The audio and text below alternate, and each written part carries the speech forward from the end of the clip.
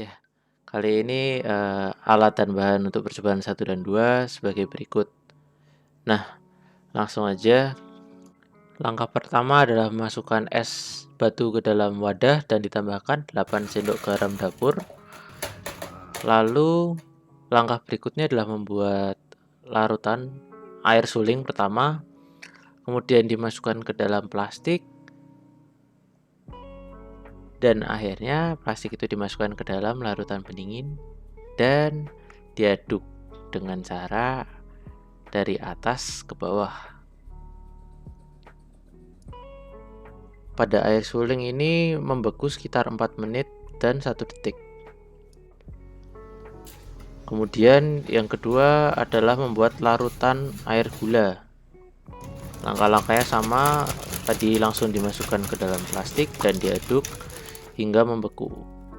Air gula ini membeku sekitar 4 menit 46 detik. Lanjut ketiga, membuat larutan air garam dengan mencampurkan air dan juga garam, kemudian dimasukkan kembali ke dalam plastik dan diaduk dari atas ke bawah. Nah, membeku sekitar 5 menit 27 detik. Nah, kemudian kita lanjut ke percobaan kedua. Nah, pertama itu siapkan 3 gelas, kemudian masukkan ke 3 gelas itu dengan tepung terigu sebanyak 2 sendok. Tahapan berikutnya adalah memasukkan air yang panas ke dalam gelas kedua sebanyak seperempat gelas, kemudian air dingin ke gelas ketiga, dan air biasa ke gelas yang pertama. Kemudian tidak lupa pula langkah berikutnya adalah memasukkan air ludah sebanyak 3 sendok ke dalam masing-masing gelas.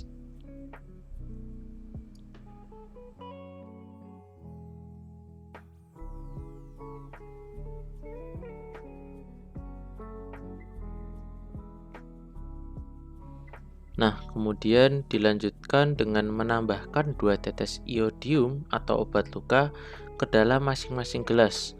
Kemudian goyangkan gelas-gelas tersebut yang telah ditambahkan betadine tadi hingga terjadi proses homogenisasi dan amati selama kurang lebih 15 menit. Langsung aja kita membahas mengenai sifat koligatif larutan dari kedua percobaan tadi. Nah, ini ada beberapa pertanyaan yang akan menjadi acuan kita. Langsung aja masuk ke hasil percobaan satu, di mana air suling menjadi variabel kontrol dan air gula dan garam ini menjadi larutan yang akan kita amati. Di sini sudah terlihat. Kemudian kita masuk ke alasannya, ada 3 poin penting. Yang pertama itu dari perbedaan jenis larutan, di mana gula itu non elektrolit dan larutan garam atau NaCl itu larutan elektrolit. Kemudian hal itu dipengaruhi karena adanya faktor Van Hoff terhadap sifat koligatif larutan yang ditunjukkan oleh poin ketiga, yaitu karena adanya perbedaan jumlah zat, di mana larutan elektrolit itu memiliki jumlah zat yang lebih tinggi ketimbang non elektrolit, sehingga kedua larutan ini memiliki tingkat titik beku yang berbeda, namun tetap terjadi penurunan titik beku dibandingkan dengan air suling. Nah, kemudian kita masuk ke analisis dari kedua percobaan mengenai besaran. Di sini besaran pokok yang digunakan adalah waktu atau sekon, massa itu gram, kemudian suhu Celcius, dan jenis zat itu berupa elektrolit dan non-elektrolit. Kemudian besaran turunan itu volume atau mililiter. Nah, kemudian variabel yang digunakan percobaan satu itu yang bebas jenis larutan volume air, terikat itu waktu pembekuan, dan variabel kontrol itu berupa air suling dan cairan pendingin.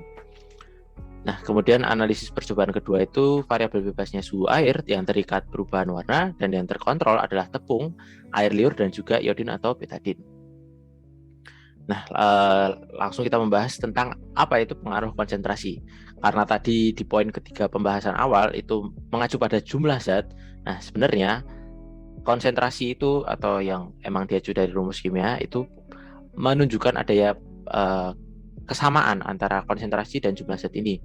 Nah, seperti yang kita ketahui bahwa larutan elektrolit memiliki jumlah zat yang tinggi, otomatis juga konsentrasinya juga tinggi. Nah, karena memang elektrolit itu sifatnya konsentrasinya lebih tinggi daripada non-elektrolit, sehingga garam ini lebih berkonsentrasi ditimbang oleh air gula dan air suling.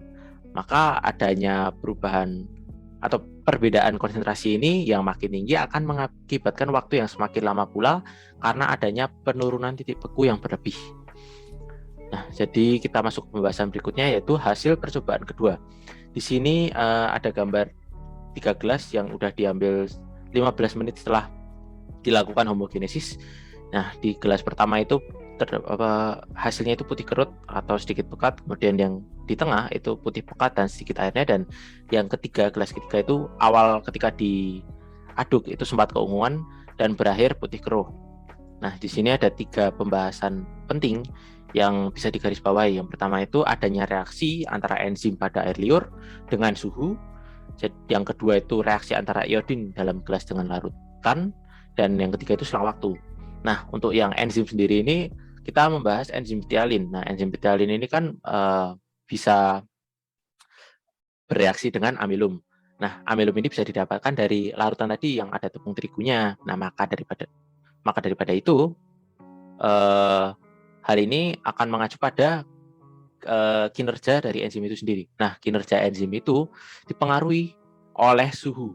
Nah, perlu diketahui juga kalau suhu yang semakin tinggi itu akan membuat kerja enzim itu lebih meningkat.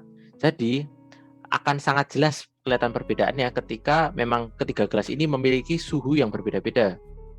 Kemudian yang kedua, iodin dengan larutan. Nah, ini juga berbicara tentang reaksi dengan amilum yang dimana iodin bisa memutus rantai amilum yang akan menyebabkan adanya perubahan warna. Nah, perubahan warna itu sempat terjadi oleh gelas ketiga, tapi hanya di awal aja. Kemudian poin ketiga itu selang waktu. Nah, ini itu berkaitan dengan waktu yang kita gunakan selama 15 menit itu bisa mempengaruhi karena adanya lamanya ini itu membuat reaksi kedua enzim dan iodin itu menjadi berkurang. Nah, maka dari itu kesimpulannya ini untuk percobaan satu itu perbedaan konsentrasi oleh karena elektrolit maupun non-elektrolit itu menyebabkan kuantitas zat yang berbeda. Nah, makin tinggi konsentrasi dan makin tinggi pula kuantitas zatnya itu, jumlah zatnya itu, maka penurunan titik bekunya itu semakin lebih banyak dan akan menyebabkan waktu lebih lama. Kemudian untuk percobaan kedua itu pengaruh dari aktivitas enzim akan perbedaan suhu, di mana semakin tinggi suhunya maka makin efektif. Nah, kemudian untuk perubahan warna juga, di mana iodin itu bereaksi dengan amilum. Nah, ketika memang kandungan amilumnya lebih banyak, maka maksud saya warnanya juga akan berubah lebih banyak. Nah, mungkin sekian aja pembahasan dari saya. Terima kasih.